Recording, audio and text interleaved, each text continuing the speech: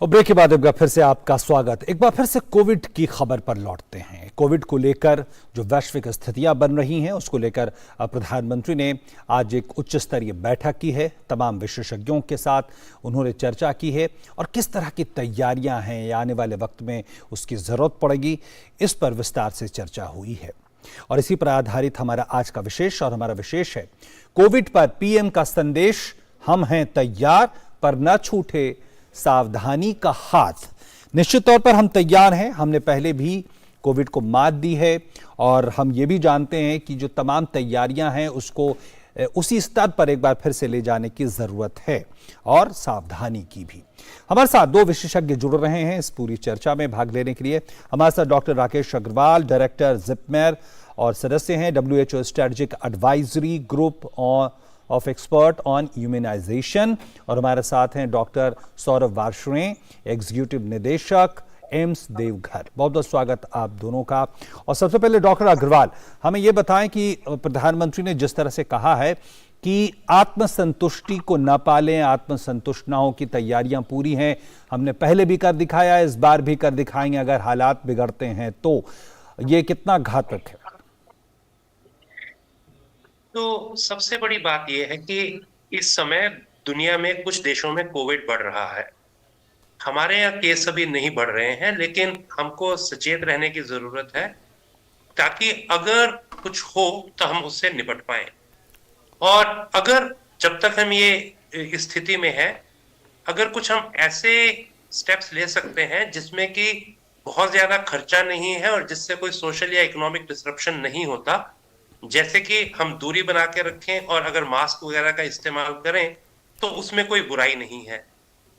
अंग्रेजी में हम कहते हैं prevention is better than cure. तो अगर हम प्रिवेंट कर पाए और वो भी आसानी से, तो उसमें कोई बुराई नहीं है। और इसी तरह अगर लोगों ने अपना तीसरा टीका नहीं लगवाया है, अगर वो लगवा लें तो उनकी इम्यूनिटी बढ़ जाएगी और बीमारी के बढ़ने का शंका कम हो जाएगी। तो यही संदेश दिया है कि हम तैयार रहें देश की तरफ, अगर कुछ हो तो हम उस समय डील कर पाए, और अगर कुछ नहीं हो तो बहुत ही अच्छा है और हम थोड़ा प्रिवेंशन पर ज्यादा जोर दें ना कि इलाज पर। जी डॉक्टर वार्ष्णेय, एक बात मीडिया में ये भी कही जा रही है, कई खबरें इस तरह से भी हैं, कई विशेषज्ञ ये भी कह रहे हैं कि हो सकता है ये वेरिएंट VF.7 ये पहले से भारत में मौजूद हो और एक हिडन स्प्रेड हो सकता है। कितनी इस बात में आपको कितना दम लगता है? देखिए, जैसे अभी डॉक्टर अग्रवाल साहब ने बताया कि जो हम सुन रहे हैं चाइना में या विश्व में, ये BF.7 ये BA.5 का एक वेरिएंट है ओमिक्रॉन वायरस का, जिससे भारत संक्रमित रह चुका है।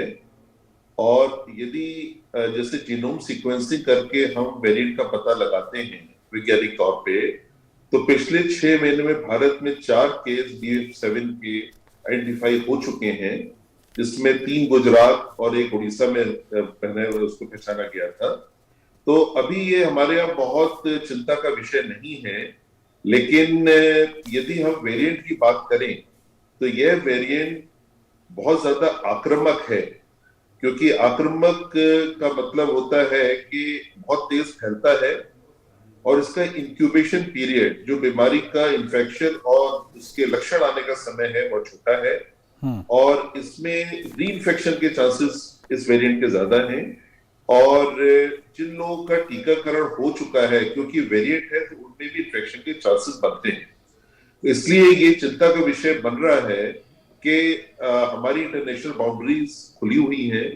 हमारे यहाँ भारत सरकार इसका ध्यान ले रही है, रैंडम टेस्टिंग इंटरनेशनल ट्रैवलर्स की शुरू कर दी गई है, ताकि, और आज माननीय प्रधानमंत्री जी ने जो आह्वान किया है उसमें उन्होंने जीनोम सीक्वेंसिंग को बहुत महत्व दिया है। जी। और वे इसीलिए दिया है कि वेरिएंट को पहचान पाए और उसको कंटेन कर पाए एक ज्योग्राफिक एरिया। ठीक है डॉक्टर अग्रवाल, जिस तरह से प्रधानमंत्री ने ये कहा, जोर दिया कि जो तमाम व्यवस्थाएं हैं, चाहे दवाओं की आपूर्ति हो, ऑक्सीजन सिलेंडर हो, PSA प्लांट हो, वेंटिलेटर्स हो, डॉक्टर हो, नर्सिंग स्टाफ की उपलब्धता की बात हो, इसको सुनिश्चित करके रखना है। क्या ये सुनिश्चित है या इसे और मजबूत करने का अभी उसमें स्कोप है, क्योंकि हमारे पास एक अच्छा खासा अनुभव भी है?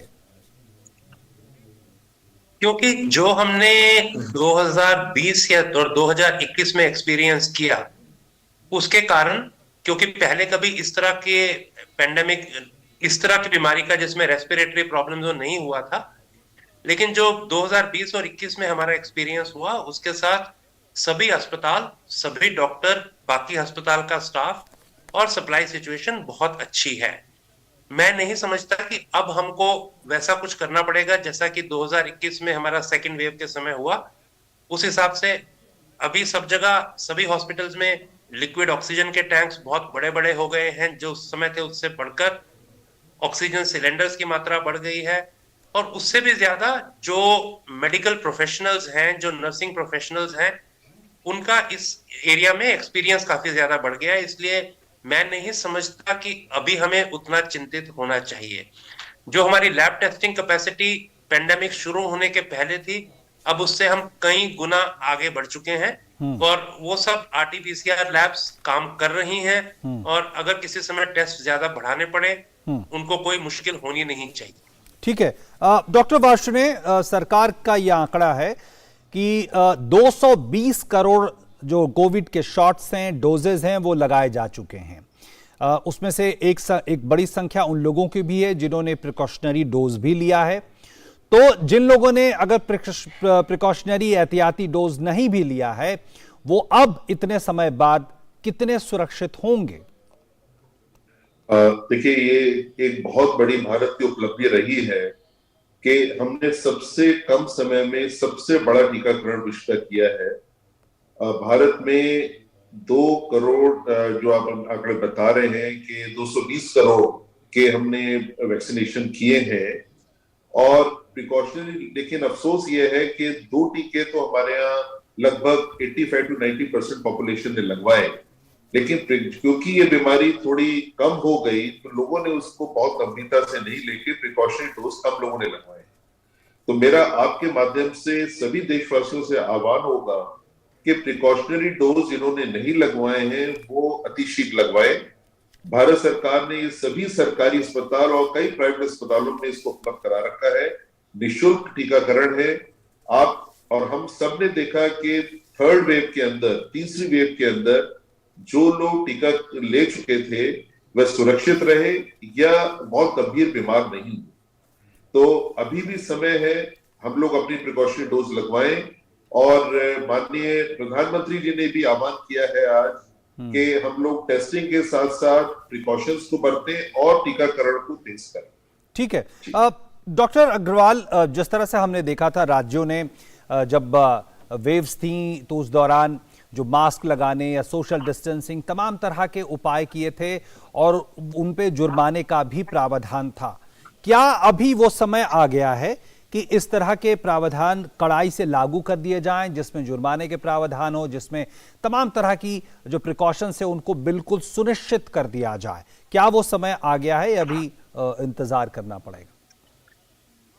सबसे पहली बात मैं ये कहूंगा कि इसके बारे में अलग अलग लोगों का अलग अलग विचार हो सकता है। मेरे अपने विचार में ऐसा करना कि लोगों को सजा हो, लोगों को फाइन हो, वो स्थिति नहीं है। हम लोगों को समझाएं, और उसी के साथ मैं समझता हूं कि हमारे देश के नागरिक ये बात समझ पाएंगे कि हमको ये सब चीजें करने की जरूरत है। रिस्पॉन्स ग्रेडेड होना चाहिए। अगर हम बहुत जल्दी फाइन वगैरह पर जाएंगे तो उससे एक बैकलैश भी होता है। और इस सब में भी सबसे बड़ी बात यह है कि अगर हम ऐसी जगह पर हों जहां पर भीड़ ज्यादा है, जहां कमरे के अंदर एक मीटिंग हो रही, कमरे के अंदर मीटिंग हो रही है, या कोई जहां पर बहुत ज्यादा लोग हैं, या हम फ्लाइट में हैं, वहां मास्क पहनना और भी ज्यादा जरूरी है। अगर हम 2 या 3 लोग एक परिवार में हैं या छोटी मीटिंग में हैं तो हो सकता है इतना जरूरी नहीं है। तो मैं नहीं समझता कि फाइन की अभी स्थिति आई है। ठीक है। डॉक्टर अग्रवाल, डॉक्टर वार्ष्णेय, ये हमें बताएं कि अभी तक क्या जानकारी हमें मिल पा रही है, क्योंकि हम देख रहे हैं कि 2 लाख केस प्रतिदिन आ रहे हैं जापान जैसे देश में। क्या अभी हमारी स्थिति बन रही है? क्या ये पता चल पा रहा है कि ये संक्रामक है? क्या उतना ही घातक भी है? क्या जानकारियां अभी हमारे पास है? डॉक्टर वार्ष्णेय क्या हमारे साथ जुड़े हुए हैं? जी जी जी हेलो, आपको आवाज आ रही है मेरी? जी, आ रही। जी। यदि हम संख्याओं में बात करें तो संख्याओं में हम बहुत ज्यादा मरीज नहीं देख रहे हैं। इसमें हमारे 150-300 के बीच में वेरी कर रहे हैं। जैसे लास्ट ऐसे 185 मरीज करीब हमने आइडेंटिफाई किए। मॉर्टेलिटी बहुत ज्यादा नहीं है, तो संख्याओं में यदि हम जाएं तो बहुत चिंता का विषय नहीं है। लेकिन चिंता का विषय यह है कि हम इतना विशाल देश हैं, यह बीमारी बहुत तेज फैलने वाली बीमारी है। तो इसमें फिक्र यह है कि यदि हमें एक मरीज भी संक्रमित होता है, उससे कई सारे लोग संक्रमित होते हैं। तो इसलिए हमको ध्यान देना है टेस्टिंग पर, जो हमारे जीनोम सीक्वेंसिंग पर, और हमारे जो वल्नरेबल पॉपुलेशन है, जो बुजुर्ग हैं या जो इम्यूनोडेफिशिएंट लोग हैं, उनका टीकाकरण, उस पर हम खास ध्यान दें। अब एक आंकड़ा और डॉक्टर अग्रवाल, आज प्रधानमंत्री की जो बैठक हुई, उच्च स्तरीय बैठक, वहां से जो ब्रीफिंग जो और तमाम सूचनाएं सामने आई हैं, वो ये बताते हैं कि पूरी दुनिया भर में जो डेली केसेस हैं पिछले 6 हफ्ते से वो करीब 6 लाख के आसपास हैं। क्या ये आंकड़ा हमारे लिए क्या संदेश देता है? हमारे तैयारियों को लेकर क्या संदेश देता है? जिस तरह से जापान की हमने बात की, 2 लाख केसेस प्रतिदिन आ रहे हैं, क्या यहाँ पे जो वेव वाली स्थिति है उसकी कितनी इस वक्त आशंका है? देखिए, हमको इसको थोड़ा बारीकी में देखना पड़ेगा।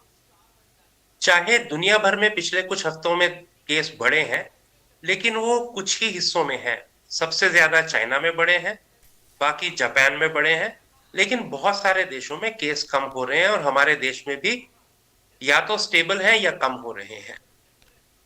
हमेशा ये देखा गया है कोविड के अंदर कि अलग अलग देशों में जो एपिडेमिक का कोर्स है कि कब केस बढ़े कब कम हुए, वो अलग अलग रहा है। लेकिन जब दुनिया के किसी देश भाग में जब केसेस बढ़ते हैं तो डर ये होता है कि क्या जो नया वेरिएंट वहां देखा जा रहा है वो और देशों में जाकर वहां पर भी बीमारी करेगा क्या। वो इस बात पर निर्भर करता है कि वो नए वेरिएंट के अगेंस्ट पुराने जो इन्फेक्शन हुए हैं या पहले वैक्सीन लगे हैं उससे प्रोटेक्शन होता है कि नहीं। दूसरी बात यह है कि अगर ये वेरिएंट है भी, क्या उससे बीमारी सीरियस होगी कि नहीं होगी। अब चाइना में जो वेरिएंट देखा गया और केसेस बढ़ रहे हैं और कुछ को सीरियस बीमारी हो रही है, ये कहना बड़ा मुश्किल है। ये इसलिए हो रही है कि वो वेरिएंट वायरस है और वो सीरियस बीमारी करता है, या इसलिए क्योंकि चाइना में बहुत से लोगों को पहले इन्फेक्शन नहीं हुई थी। अगर वो वेरिएंट की वजह से है तब सारी दुनिया के लिए वो मुश्किल का कारण है। लेकिन अगर वो केसेस इस कारण है क्योंकि चाइना में ज्यादा लोगों को इन्फेक्शन पहले नहीं हुआ था और हमारे यहाँ हो चुका है, इसलिए हमारे यहाँ उसके का इतना प्रकोप नहीं होगा, तो उतनी चिंता की बात नहीं है। तो शॉर्ट में ये कह सकते हैं कि अभी हमारे लिए कहना कि ऊंट किस तरफ बैठेगा, क्या होगा, ये संभव नहीं है। ऐसे में प्रिकॉशन ले लेना सबसे अच्छा तरीका है, क्योंकि प्रिकॉशन लेने से हमारा कुछ जाता नहीं है और कोई खर्चा नहीं है बहुत ज्यादा, लेकिन हम अपने आप को बचा पाएंगे। अगर ऐसा निकलता है कि ये एनीवे कोई सीरियस बीमारी नहीं थी तो कोई नुकसान भी नहीं हुआ हमारा। तो मेरा ये विचार है। बिल्कुल। डॉक्टर वार्ष्णेय, एक मोटी सोच ये थी और लगातार बहस चलती रही पूरे कोविड के दौरान 2020 से ही, कि जैसे जैसे म्यूटेशन होता जाता है वैसे वैसे वायरस एक तरह से कमजोर होता है और एक तरह से उसकी जो घातकता है वो कम होती जाती। क्या इस सोच में कोई बदलाव आया है, खासकर ओमिक्रॉन का अनुभव जिस तरह से हमारा रहा, जिस तरह से उसमें उतनी गंभीरता नहीं देखी गई, अब ओमिक्रॉन का एक और वेरिएंट हमारे सामने? देखिए, यदि हम पूरा पेंडेमिक का इतिहास भी देखें तो कोई भी पेंडेमिक सिर्फ एक बार नहीं आता है, वह बार बार उसकी पुनरावृत्ति होती है। मतलब वो कई पल्सेस में, फेजेस में आता है। तो वही एक रिपीटिशन हम लोग कोविड में देख रहे हैं। और जैसा अभी प्रोफेसर अग्रवाल सर एक्सप्लेन कर रहे थे कि जैसे जैसे जनसंख्या संक्रमित होती जाती है, उसमें इम्यूनिटी डेवलप होती जाती है, तो जो वेरिएंट है वो उतना घातक नहीं होता है जिनमें इन्फेक्शन हो चुका है या पॉपुलेशन उस बीमारी से संक्रमित हो चुकी है। हाँ, जो लोग पहले संक्रमित नहीं हुए हैं और उनपे, क्योंकि जब भी म्यूटेशन होता है तो वायरस की जरूरी नहीं है कि विरुलेंस या उसकी तीव्रता बढ़े, कई बार उसकी तीव्रता क्षीण भी होती है। और हर पेंडेमिक खत्म ही ऐसे होता है कि वायरस के म्यूटेशन के बाद उसकी तीव्रता क्षीण हो जाती है, वो वीक पड़ जाता है और आपकी इम्यूनिटी उसको टेक ओवर कर लेती है और आप उससे संक्रमित नहीं होते हैं। तो जो विश्व में देखा गया है कि जिन देशों में संक्रमण कम हुआ या टीकाकरण कम हुआ, उन लोगों में अब संक्रमण ज्यादा होने की संभावना है। ठीक है, भारत में दोनों चीज ज्यादा हुई है तो हमें चांसेस कम है।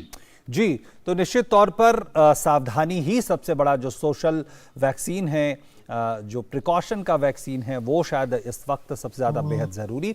बहुत बहुत धन्यवाद डॉक्टर अग्रवाल और डॉक्टर वार्ष्णेय हमारे साथ जुड़ने के लिए। जी धन्यवाद। धन्यवाद। और यहाँ पर रुक रहे हैं छोटे से ब्रेक के लिए, बने रहे हमारे साथ।